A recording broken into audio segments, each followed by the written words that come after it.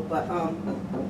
But today I'm going to discuss with you guys about different current nutrition issues and trends. And some of the diets that you guys just yelled out, we're going to touch on them and see if they are what they are and if they are effective. So this gives you a chance to answer questions on seeing about the research. And that's the main thing. Whenever you hear about these type of diets, like just recently, one of my fellow co-workers said that someone's on the maple syrup diet. Now, I don't know. And they thought that the maple syrup diet is like a diuretic, which makes you lose weight quickly. But in actuality, it doesn't. But those type of things you guys may come across from a lot of your clients that says, okay, I want to lose 10 pounds in 2 days or something like that. And you know it cannot physically be able to do that. But that's where you have to decipher some of these diets and fad diets and see if they are real or if they're not real. So that's why I gave you guys, in actuality, that'll be the next one. And this just explains about who I am, and I am what they call an integrative functional dietitian. In other words, integrative medicine deals with the combination of complementary and alternative. Where you look at, like right now, a lot of us are in what we call allopathic type of medicine environment where everything has to be scientifically based. And then complementary is based on the individual and looking at the person as a whole. So my background is a combination of both of them. And functional is where we look at the lifestyle of the person and we break it down and find out what is the disease causing factors of what's happening with that particular person and how we can help out in the long run. Okay. And I'm also deal with herbs and essential oils too.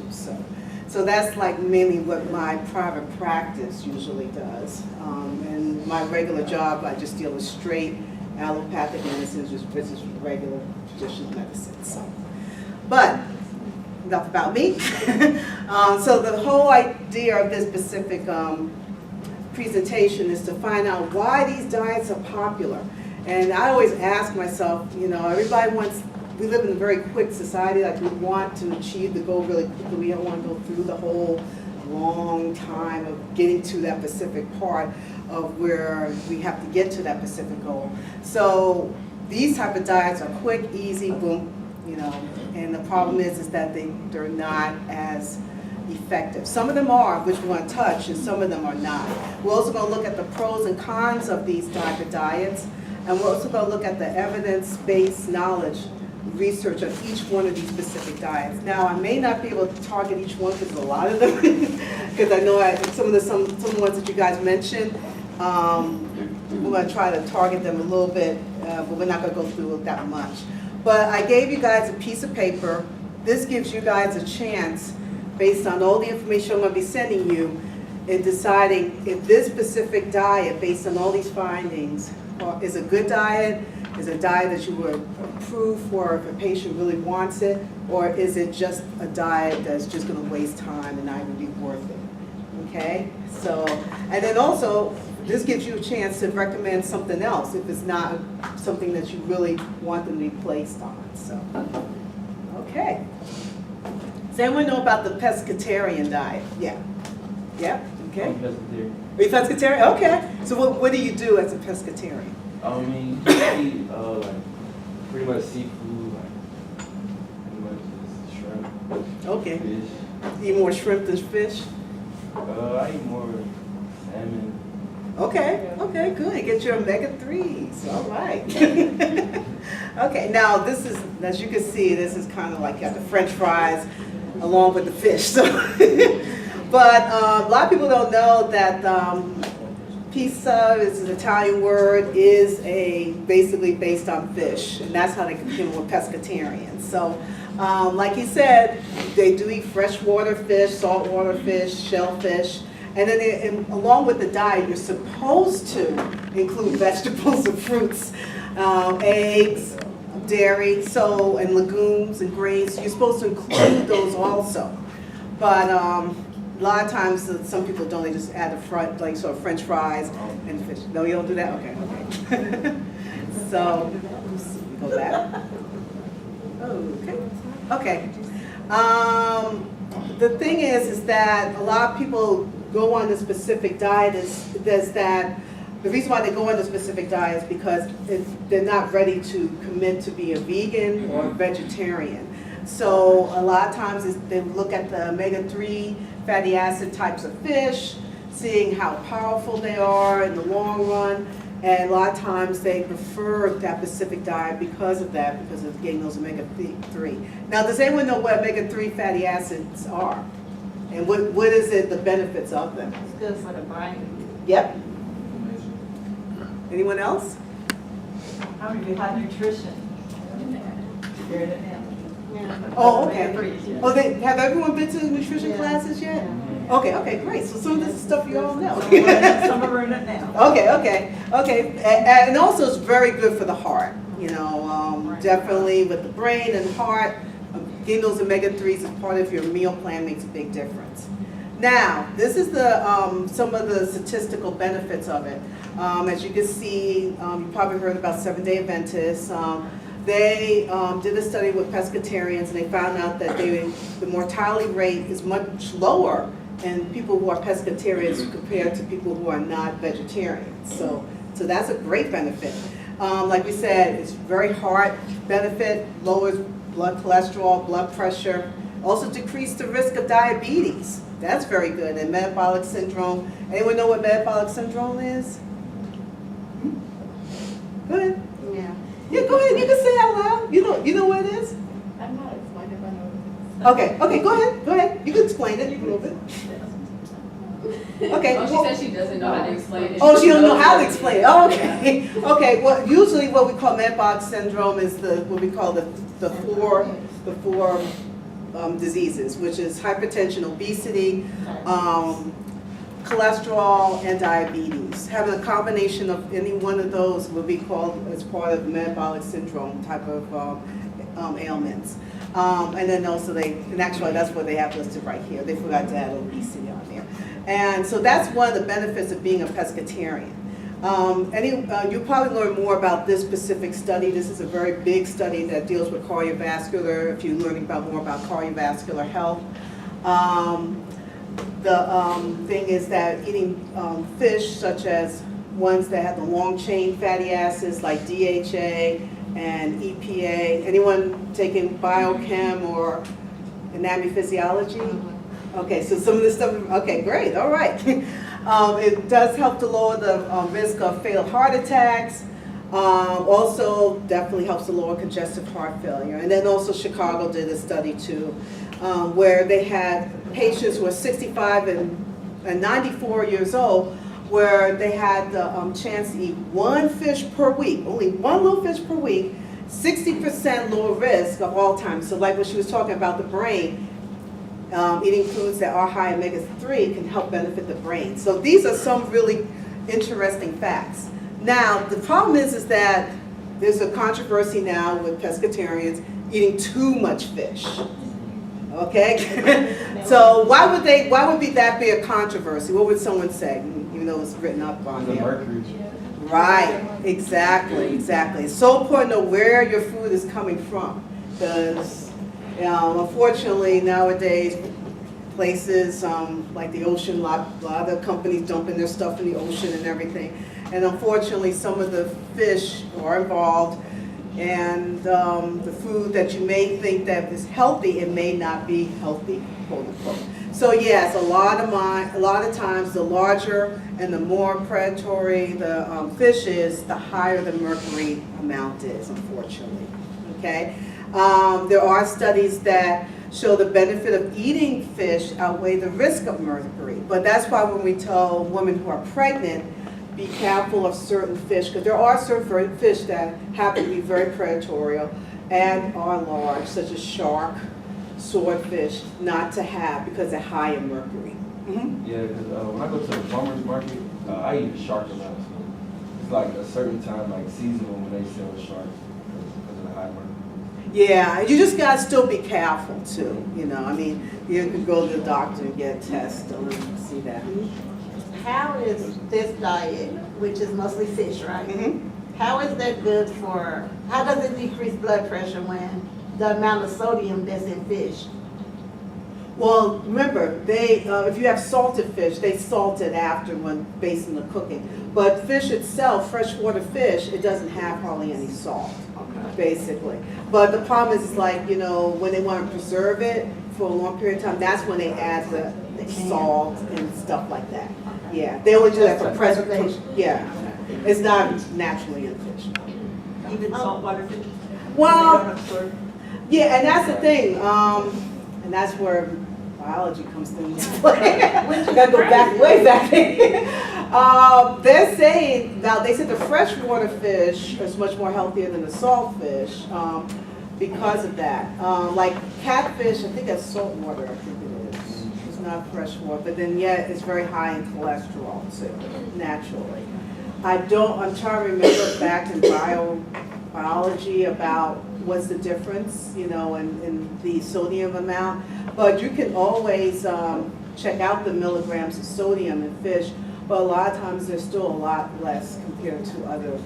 That must be on an individual basis, because whenever I eat any type of seafood, my feet automatically swell, my ankles swell. Is it just like, Blood pressure. did someone make it for you? Anywhere. Oh. If I make it, if I go to restaurants, anywhere. Yeah. So it must be an individual thing. It might be, it might be. And also, I don't know. And that's when you just eat fish by itself, just by itself, but nothing else with Well, it. of course, it always got something with it. Well, see, that might be it, something else. Everything has something. Yeah, well, talk to me afterwards, we'll talk, okay? Case. And as you probably know, in 2020, they're gonna have new dietary guidelines, but for right now, we're using the 2010. But 8 ounces of seafood or more per week is recommended for adults. And as they can tell you right here with the breastfeeding and pregnant women, that they aim for 8 to 12 ounces. But as you probably know, abacore tuna is a high mercury type of fish, and including some of the ones that we mentioned just a couple minutes ago. Okay, and also there are special guidelines for these specific types of fish too. Their choices is higher in EPA and DHA, and they are lower in mercury. So these are the ones that are lower in mercury per se. Okay, and also there's another thing that you have to think about being a pescatarian. There is a decrease nationwide, well, worldwide, of fish. Unfortunately, we're, I don't want to go into politics or anything, but the world is changing, let's just say. And unfortunately, there's a lot of world fisheries are saying that there has been a decline in fish in the ocean. And so that's one thing that you think about as a pescatarian. You know, if it's going to be, if you live to over 120 right now, I think the oldest person 120 or something like that, you got to think about, okay, how many fish is still going to be there by that time I get there. So now, based on your findings that I just finished mentioning and your thoughts about this diet, what would you recommend this diet to a person who wants to make that change but not really ready to be a vegan? Or would you not? Would you might say, you know, what are your thoughts about this diet? Do you think that this is a very good diet that is, quote unquote, a low carbon footprint type of diet? You know, what are your thoughts about that? Okay. I think it's good. So I'm from the coast. I'm from the Statesboro, Savannah area, so that's how we eat seafood. But I think it's how we cook it. You know, because like I said, from Savannah, we just boil it in some type of Cajun and we throw garlic butter and hot sauce and all that other stuff on Yeah. it. So it's really like, I think it's good. It's just everything has, you just got to limit to what you, especially like the mercury and stuff like that. Right. So it's just how you cook it. That. So. Okay. Anyone else? I guess for like people who have like diabetes and all those other metabolic syndromes we're talking about, like we probably try to recommend it more to them. Right. Because it helps like lower their blood pressure and all that we're talking about. Anyone who's against the diet? Huh? Is there a modification of the diet, like not totally pescatarian or? Well, this is just dealing with fish. Right. This is I know, their but I'm saying, source is of there a protein. modified version It doesn't deal only with fish. Well, that's what pescatarian diet, I mean, there are other diets, Mm-hmm. but this is just dealing with the pescatarian diets per se. Fish is their main source of protein. Right. Yeah, and along with egg. So, the whole idea is that a lot of times pescatarians are trying to get off of beef, chicken, and pork, so. They still do dairy and egg. Anyone else against it? People that don't like seafood. Okay, that's okay. Well, Or allergic to it. or who are allergic to that's it, yeah. So that might be, if you have a client that comes to you and think about becoming pescatarian, those are some of the things that you may want to weigh and see, okay, maybe this might be a benefit for them or maybe not. Also check out their lifestyle. That makes a big difference too. Because if they want something that is quick and easy to eat, sometimes it takes a little longer to cook fish and stuff like that, you know, and then also choosing what type of fish and everything. So that's some of the things that you can look into. Any questions about the pescatarian diet? Any comments? No? Okay. All right. Anyone know about the elimination diet? No? Nobody heard about that? Sound good for the GI? Yeah, well, actually, that's what it is. Okay, elimination diet is for people who have food sensitivities. You probably haven't come across this, but I had a patient that was allergic to almost every food item I could think of. So we had to eliminate everything in her diet and then slowly but surely add it back in. And see what food that we really found out that she had some issues with. But it's a great way and a low cost, because if anyone has to pay out of pocket for food allergy tests, it's expensive. $300 a course for probably about 1 or 2 tests. So it's a very expensive test for those who have a lot of food allergies. And you've probably seen over the years, there's a lot of people who are allergic to food, like gluten and nuts, and I mean, it just started to spring up there. Almost everybody's allergic to something. And it deals with the environment, it deals with the type of foods that we have out there. Okay, and elimination diet is mainly like for people who have gluten allergies. You've probably seen some GI issues like Crohn's, IBS, SOIB, all those wonderful acronyms and everything.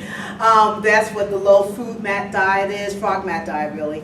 Lactose, people who are lactose intolerant, a lot of times they benefit from the elimination diet. We have to eliminate everything and then slowly bring it back in.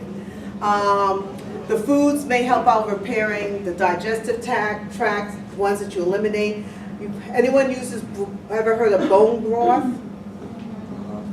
No? Okay, yeah, okay, but if you could explain to everybody what bone broth is. Like just kind of they like boil the bones, right? And Right. Like, but it's like they literally they take the bones out Mhm. and you like drink the broth. Right, Like, but it's good for people with like cancer, right? Yeah. Because they're able, because it doesn't get them like super nauseous. yeah, and there's also the fact with cancer, they need the protein to repair, and this is a great way to get protein, because a lot of cancer patients, when they eat chicken, fish, or beef or pork, the taste of it when they go through chemo, it's terrible, and they can't eat it. So bone broth is a great way to get a quick source of protein and a quick way in order to help them to build up and repair their cells due to the fact of chemo, which breaks down, and they're trying to rebuild it, and the bone broth is an excellent way of doing that. Fermented, anyone do any fermented vegetables or fruit like sauerkraut? That's very good too, because all of those probiotics that's in there makes a big difference. And also grass-fed products and coconut oil. Those are part of the elimination diet when you start to add back in. And that's one way you can really determine on the person seeing how they're able to tolerate certain foods. During the whole entire elimination diet, it's between 4 to 8 weeks where you start to add the food back in. You have to wait that long. A lot of times, a lot of the patients don't like to do that. You know, it's hard to wait 4 to 8 weeks. If you are like eliminating lots of food, like I have one patient had to eliminate about at least 20 items. Yeah, and then slowly, we had to wait 4 to 8 weeks, and then we slowly add a little bit back in to see what exactly she was not able to tolerate. as you probably know, a lot of gluten, all these types of food items are one of the ones that a lot of people have a lot of issues, health issues and food allergies with. You have to keep a very extensive journal, very, very detailed. Very, very detailed. Everything that you eat, everything that you put in your mouth, even including beverages you drink. And also the time, date, how much, all of that. So, okay. The whole idea is basically see what foods that trigger symptoms. I have one patient that ate a certain type of food, like nightshade foods, which is like your eggplant and peppers, and she would break out in tremendous hives. So we had to eliminate all of that for 4 to 8 weeks, and even when we started to add it back in, she still was not able to tolerate. So from now on, she couldn't eat it at all anymore. Go ahead. What causes people to be allergic to nightshades? It could be anything. It's based on the allergen. And this is where you learn more in anatomy physiology about the IA and IAGs. Anyone taken that on dealing with the immune system yet? Yeah. Okay. So like you learn more of that in the class in biology, but it's a long. It's a lot. It's a lot. Yeah. But it deals with that. It's not so much of nightshades. It's about all different types of foods and environmental allergies, all of that, and it's all based on how your body is able to do a protective barrier against them. So, and if your body is, like your immune system is down, more than likely, that's where you might have those type of issues. So, yeah. And unfortunately, there is very little bit of evidence in this specific research of the elimination diet. But from what I've seen it's been effective to some people, and some people it's not been effective at all. So based on all of that, though, I just finished discussing about the elimination diet. Would you, for someone who comes to you and said, well, I can't eat anything, what would you do? Would you put something like that on and say, okay, let's see if this might work? Or would you say, no, that's okay, maybe we try like just, maybe do like a, let's see with your food allergist or basically your doctor and see if there is any issues on what specifically you might be allergic to. There are some people who say that they're allergic to gluten, but come to find out they weren't allergic to gluten. And sometimes the elimination diet, you can use that. Sometimes they may not want to use that. So what would you say? Would you recommend this diet or not? No. Who said no? I heard a little no. Where did the no come from? It's really about whether or not the client is able and willing to do all this self-monitoring. Right. Because if they don't have the time, the energy, the patience, and all that, that's just really makes it, it doesn't make a difference. Right, exactly. Because they have to do all that, like you said, at the Yeah. same time and all that. Yeah, because you're going to come through patients that say, well, I'm allergic to gluten, and then come to find out they weren't allergic to gluten, they were just allergic to a specific food that they happen to eat that may be something else but might not be gluten related. And then if they are taking all this gluten out of their food and they start eating lots and lots, and unfortunately the gluten-free diet has a lot of sugar. Because if you take out gluten and you don't have the taste to it, they usually bump up the fat and the sugar in the diet, and they come to you and they say, I gained weight because of the fact that the fact that I was gluten-free. The gluten made me gain weight, and they didn't eat gluten, then you know, okay, well, hey, it's not the gluten. So I mean, you could do something like that to see if that's an easy, costless way in order to see if that might help the person in the long run to see if they are allergic to gluten or not. Okay. Any questions about the elimination diet? Okay. All right, so who said about the military diet? I never heard. Okay, since you talked about the military diet, can you explain what you think, what is the military diet? Yeah, you raise your hand. So what I heard, it's like a 3-day diet, and you basically, like I did it one time, but it was horrible. You're just like starving yourself basically. Like it tells you exactly what to eat for breakfast, lunch, and dinner. It's like basically the first day you eat like an egg and a toast with no butter. then you can have, I think it's grapefruit, and then you can have like black coffee, water, and that's it. Maybe one other thing, I don't know. But, and then like for lunch, I had tuna with no mayonnaise or anything, and like a piece of bread with no butter. When you start. And then for dinner, I think it was like a repeat of the breakfast, maybe a little bit more. But Now- I only made it to the second day. And that was it? I'm too like active, like I had to have way more to eat. Yeah, So yeah. I just couldn't. Well, I did it and I completed the 3 days. Oh, And wow. I lost 8 pounds in 3 days, but I gained it back within a day. Yeah. So, I mean, it's a bad, like if you want to drop Exactly. it really quick, but you gain it really quickly, so. Yeah, and actually, you almost hit the promised weight loss part. It was 10 pounds. And basically, like both of them said, it's a quick fat diet. They claim that you can lose 10 pounds without any exercise, without any medications. And it's called for emergency ones. It's really for like when someone comes to you and say, I want to lose 10 pounds for my wedding day. That's what a lot of times, a lot of people end up going on that.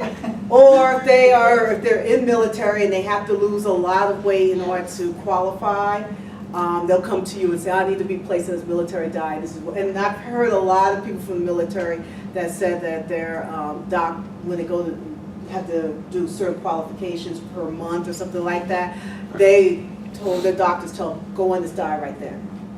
So, and they feel terrible. But yes, exactly. It's a 3-day low-calorie, extremely low-calorie diet plan. Like what you were saying, the breakfast may include 1 egg, 1 slice of toast, and 1 banana, and you drink it with water. It's it's one of the most extreme ones. Okay? These are the foods that you're allowed to eat. And as you can see, I don't know why vanilla ice cream is on there, but those are some of the ones that, those are the, Sugar. yeah, probably, yeah. But then you still got the fat too, but then you got the peanut butter, got fat too. So the whole idea is that you're on for 4 days off on any foods. The calories are less than 1,500. No, you don't. I need that in my life. And and a dieter can continue this diet for 3 days on, 4 days off, and then 3 days on, and then 4 days off for that particular period, okay? There is no scientifically sound information on this at all. I mean, you can go on there, and that's why I tell people don't rely on diets on the internet. Because if you go on the internet and they say, hey, you know, this is a great diet because such and such made a review on it, where is the statistical data? Where is the study that was done? How many people were in the study? What type of study did you do?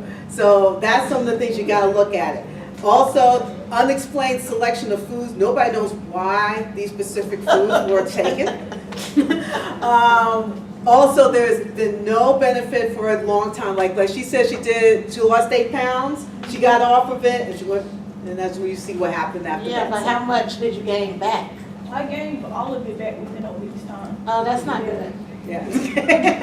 So, and basically, you have to be careful, because I've seen many diabetics try to be placed on this, and I said definitely no. So based on this finding, if a diabetic comes to you and says, hey, you know what, my wedding day is coming up, I want to lose weight fast, and we're about the military diet, what are your thoughts about that? Should I do? You said do it? See? Why do it? You want to be slim for your wedding, it's 3 days. Yeah, but you're diabetic. Oh, not for diabetic, I'm just saying for somebody who's trying to lose weight for their Okay. wedding. Yeah, no, I'm not talking diabetic, no. You about to say something? Oh, Yeah. What'd you think about it? Would you recommend it for somebody? So we got one yes. Would you recommend it? No? Okay. Okay. Why wouldn't you recommend it? Losing weight in like 3 days, it's not gonna. Right. And you gotta think about the long term. And that's some of the things you may want to bring up to them. Hey, you know what? You might lose a lot of weight, but if you want to do it just for a quick little time, and then not as a long-term one, then it's not a great one too. Yes. Me? Oh, lady in the back first. I'll get you next. Okay. Why is it that once the weight is lost, why is it gained back so quickly? Does it have to do with the metabolic cycle? Well, remember, when you lose weight that quickly, you're not losing fat. You're just losing water. You're just losing fluids. Yeah, and remember, the first thing your body's going to use as fuel is carbohydrates. Then it uses protein, and the very last it uses fat.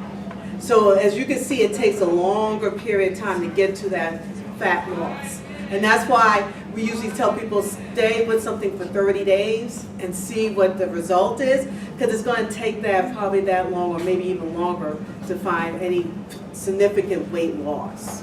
And we usually say 1 to 2 pounds per week is a good loss. And you got a question? Question, yeah. On the fact of them losing that weight so drastically, and the fact that they are starving themselves, they're going to eat twice as much once they're off the diet. Well, yeah, I mean, you know, with the mind, it takes a while for the mind to really realize it's okay, we're going to do this for a little bit, and then once it's off, okay, now it's time to party. Go back to do what we were doing before. So it takes a long time for the mind to try to say, okay, this is a permanent thing. And you wouldn't want to do this as a permanent thing because you get sick from that for a long period of time. And yes. And doesn't take your body, like, it takes your body more energy to, like, basically, like, burn that protein. Yeah. And Burn that fat to energy, so that would be very. Yeah, and if you like the young lady here, she said that she's very active, and if she stayed on it too long, she won't get the activity level. She's going to be really depressed and upset. Maybe. But I'm glad you got off it. It's not even worth it. Any other questions on that, the military diet? So now you guys know about the military diet. So if someone comes to you, you know what to say to them. I know. Oh, this is the green smoothie one. This has been the big one. Everybody, green this, green that, green that. Okay. What about the green smoothie? Anyone know about that one? Yep. Well, I did that one, and it gives you so many different fruits and stuff to put in, but since we're in this class, as a diabetic, that's why I said I do that other one too. As a diabetic, my sugar always dropped, even though that has a lot of vegetables and sugar, but it wasn't enough nutrients. Right. So. And everybody thinks when they think green, they think, oh, tons of Yeah, it full just of depleted nutrients. everything, and I was messed up, so that didn't work either. Well, one Pacific author, J.J. Smith, she's a exercise guru type of one. That was her big thing, was the green smoothie. And so, like, anyone heard about the master cleanse, for those who've been around a little longer? Yeah, so it's just like that. It's exactly like that. So basically, her book was dealing like 10 days, you lose weight. Basically, it claims that the diet alone won't remove toxins. The whole idea is that the green smoothie is supposed to get rid of all your toxins in your system. Not necessarily true. This diet promotes 3 smoothies, snack, water, detox tea each day for 10 days. And as you can see, all these green stuff and along with fruit, or fruit is supposed to give it like a little taste so you can drink it. If you have all this stuff without the fruit, you won't be able to drink it. It tastes so nasty. You okay? So, okay. So if you add the fruit to it, it gives you like a little bit of taste to it, and then you more than likely would probably drink it. But a lot of times I see people drink it, they go like this. Terrible. So basically it's under 1,000 calories. That's how much is usually in there. And that's why you lose, basically you're losing like water weight because you're having such a low amount of calories. But the problem is it's the side effects, because if you're on it for too long, you will get dizzy, nauseated, fatigue. I've seen people who get very, very angry. So you probably, yeah, exactly. That's it. That's what about it. cramping? And maybe it depends on the person.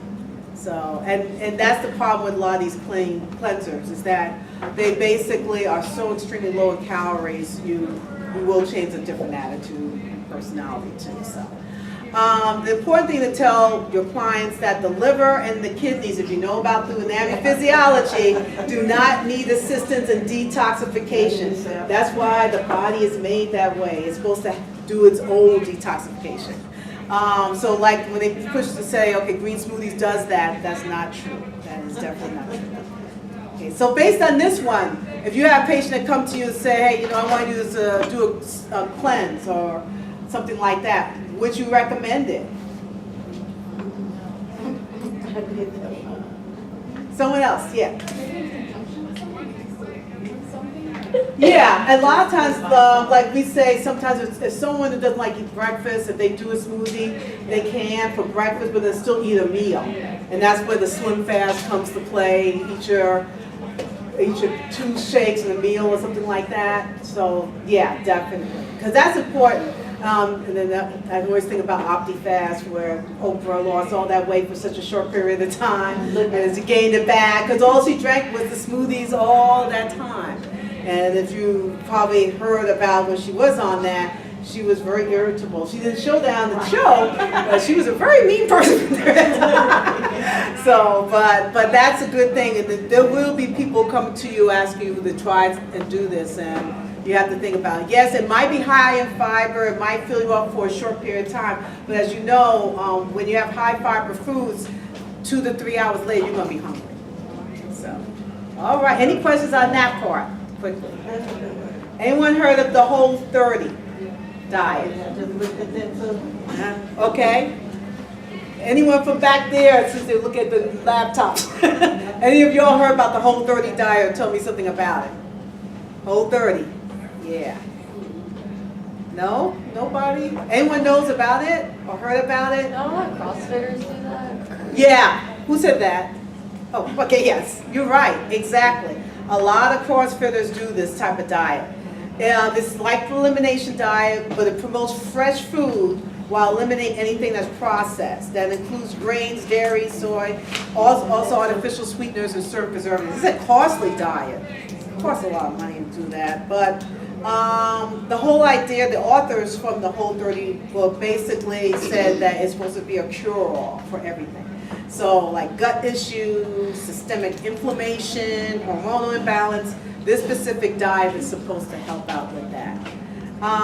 And the whole idea with this diet, you stay on it for 30 days. Okay? Some people said that it's helped them. I mean, I've seen people said that they had acne and they were cured. I don't think this is so yeah.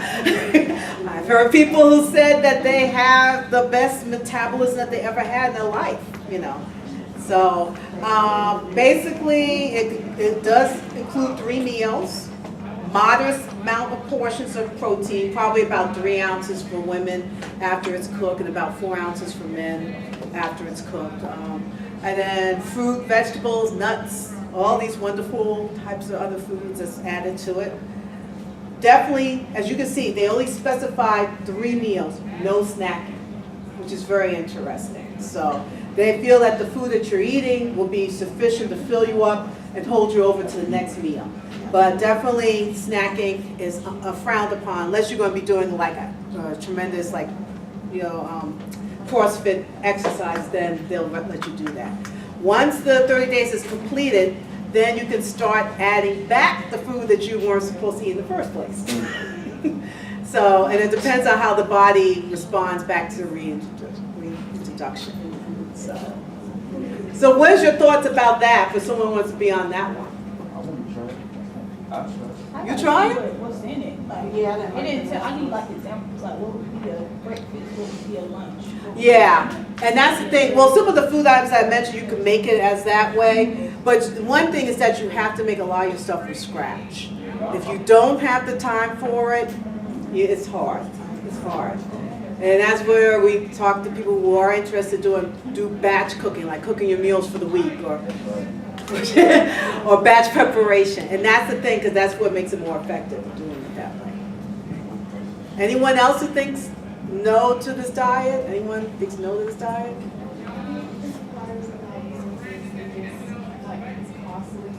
It's something negative. Yeah, and I'm not downing on the fact that a lot of people say, well, I can't eat healthy because it costs too much.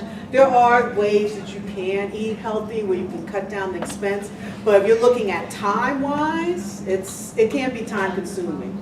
You know, I mean, I've seen some people who make their own sauces from scratch and based on this diet, or stuff like that. And you had a question in the gray?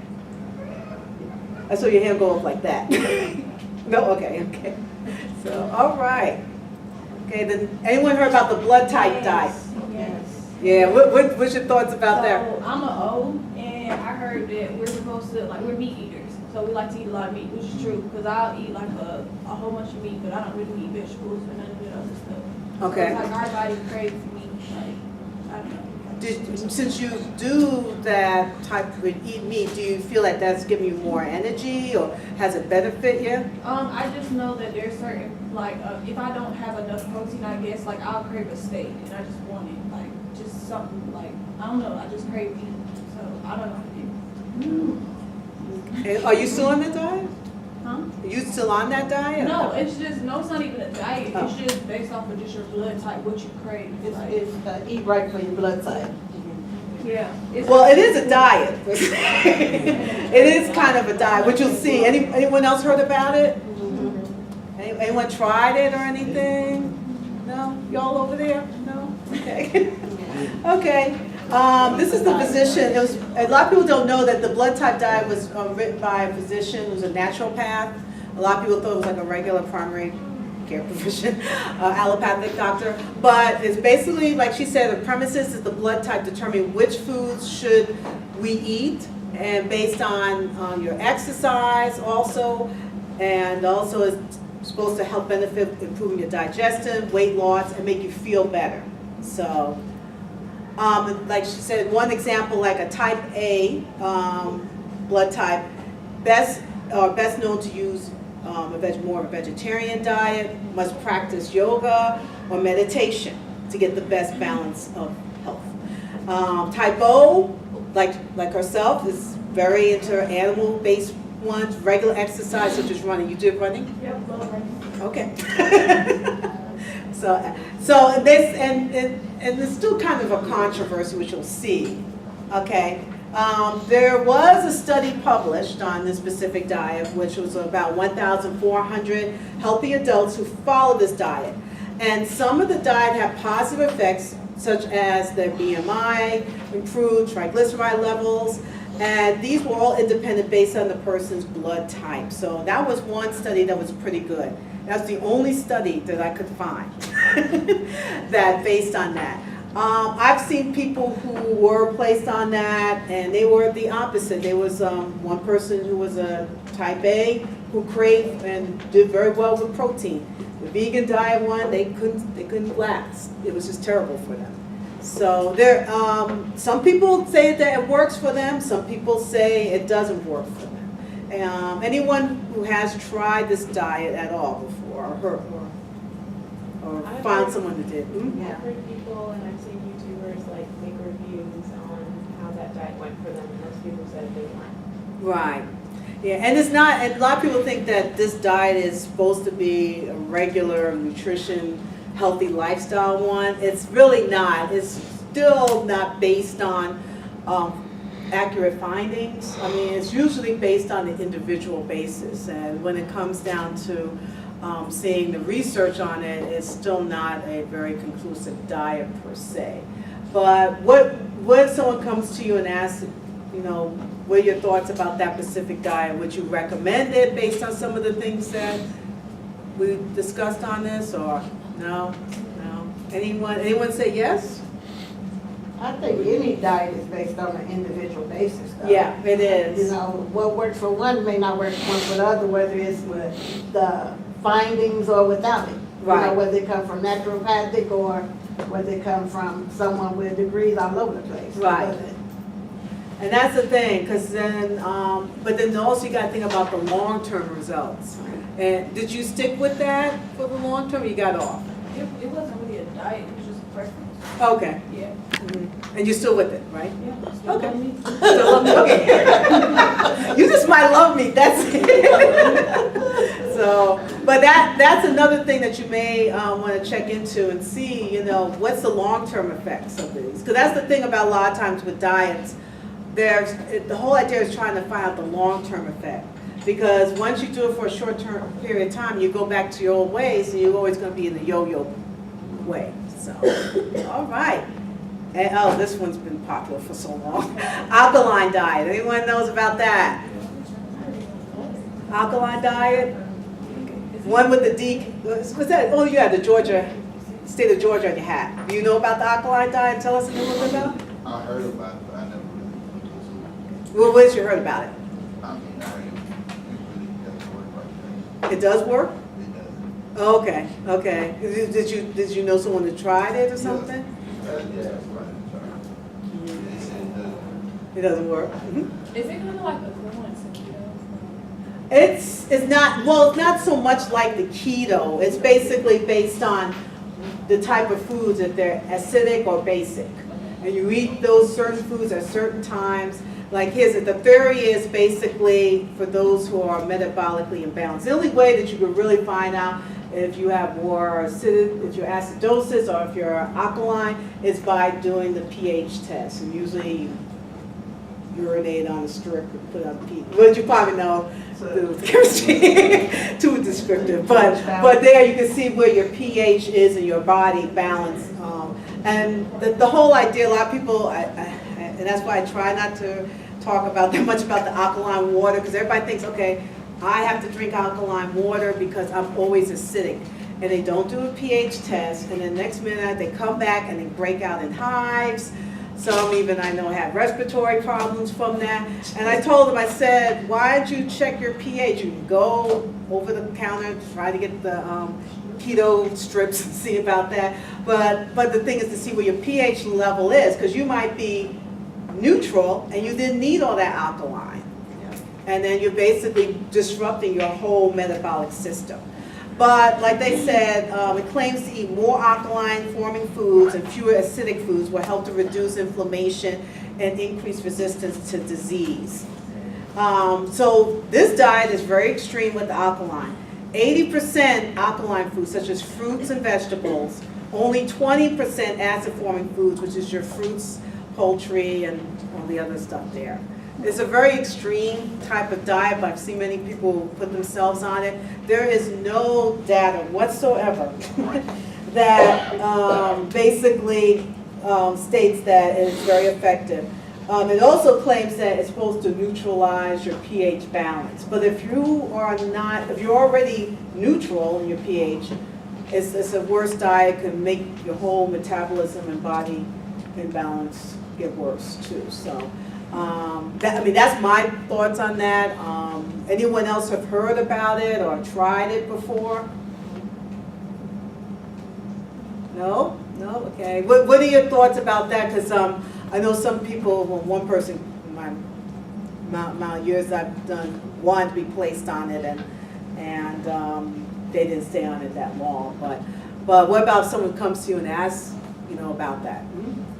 Sounds like the 80-20 diet. Yep. I don't see what's wrong with it, because I think it's kind of true. Certain things are more acidic than others, and certain things like fruits and vegetables and water are more neutral. So, in our basic food recommendations based on like our standards, you're supposed to eat kind of an even kind of fruits and vegetables. Like on my plate, it's like carbohydrates thing, So I think it's an okay diet. To call it a diet might be a little extreme, but well, the thing is that with that there, it's the foods that you mentioned those are more alkaline, so they're not really neutral per se. The water is neutral, but the fruits and vegetables are more alkaline. And then a lot of times the American diet is more of an acidic diet, which is based on lots of protein, lots of dairy, lots of sugary foods. So, it might benefit for someone that has a very high acidic, and that's what, again, I always tell people, check your pH, to see where you fall on that. And usually, like when your doctor does blood tests, because that's the most accurate one, they could easily see what your pH level is. But the thing is that for someone who is like a vegan, maybe more than likely they probably won't benefit from it anyway. So, because a lot of times they have more fruits and vegetables in their diet more so than protein per se. So, but that's something else that you may want to look at and see if that is something that if a patient does come to you, that might be another option or not. I wouldn't do it, but it's that's another one. Anyone heard of the macro diet? I think I only got 2 more left. That's it. Yeah. Anyone heard of the macro diet? No? Are those the macronutrients? Yeah, it's sort of like that. I think they have one that's called a flexible diet. And this has also been popular with like CrossFitters, bodybuilders. It's supposed to minimize your hunger, balance your energy, and curb all your sugar cravings. Supposedly. Okay, so the theory about it is supposed to be the ideal diet. But as you can see, look how many carbs. There's a lot of carbs. But it's supposed to curb your sugar cravings? Yeah, it's just depending on the type of carbs that they put in there. So, and it's only 25% protein and fat. So, which is interesting. So, as you know, your body burns first is carbs, is fuel. So that's probably more likely why they have the carbohydrates a lot higher compared to the other food items. Yeah. So Is the macro the diet a little bit more flexible though? Like I haven't seen anywhere besides what you just posted that it strictly has to be 50-25%. A lot of the other dietitians that I've spoken with, specifically at Kennesaw campus, it's more flexible. okay. You don't have to have 50% carbohydrates. It's more what that individual person needs in their Okay. day based off their weight, their height, their activity levels. Like for me, 50%, that is exactly what I need working out 2.5 hours a day. Yeah. So, I don't know. I think it's a good diet for someone if you need that accountability. You don't have to journal as much. You can use apps like MyFitnessPal. Yeah. If And then also you wanted can do a to, spreadsheet too.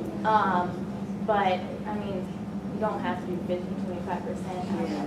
The only problem is about it is that they don't give any restrictions on sweets. As you can say, treats such as donuts are allowed.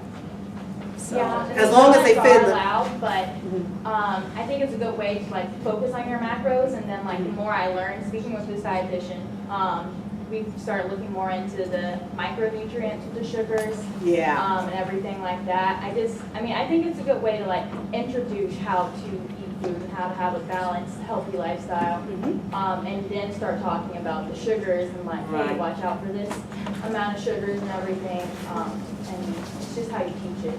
Yeah. There's nothing Exactly. wrong with donuts. Exactly.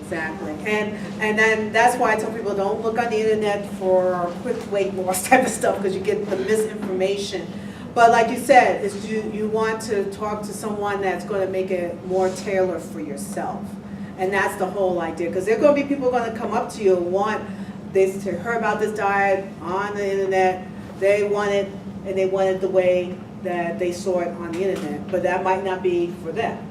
And that's why it's important to make sure that you break it down and get an idea of what's going on with their lifestyle, what's going on with their health, and seeing, okay, this is what will benefit for you based on all the findings that you have given me.